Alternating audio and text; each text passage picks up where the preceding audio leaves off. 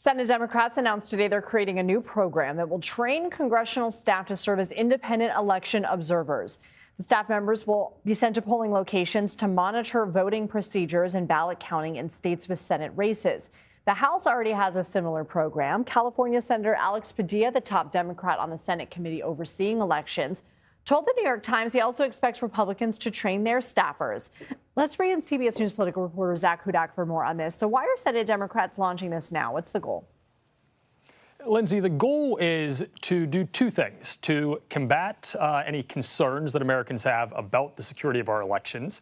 Democrats are concerned about that because President Trump has so many times said that the 2020 election was stolen, has so many times threatened that perhaps the federal government needs to go in and take over elections from the states. Use so much of that rhetoric that I think that Majority Leader Schumer and Democrats in general want to sort of give peace of mind to Americans at home that our elections will remain secure. The other piece of it is more of a defense strategy. It is that they expect Republicans to be filing lawsuits. They expect Republicans to maybe even go down a route of some voter intimidation at the polls or things like that. That's a worst case scenario, I think, that they're envisioning. But they want to set up safeguards so that they have evidence if those things happen. And if there are lawsuits filed that are frivolous, they have people who were there watching the ballots to be counted who they can then have testify to prove their case.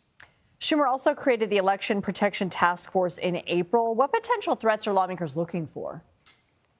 I think with that task force, Lindsay, they are focused much more on things like those lawsuits. In 2020, after Election Day, President Trump, his campaign, and his allies filed over 6 lawsuits, all in battleground states, delaying the certification of results and delaying Americans really being sure of who had won the election. So that's a major concern, and Democrats know that they need to beef up on the legal end.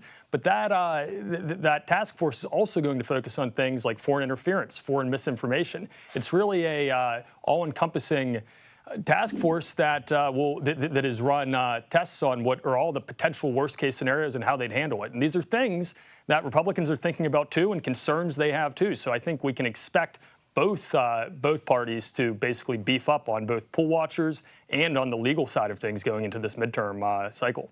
Okay, Zak Hudak, thank you.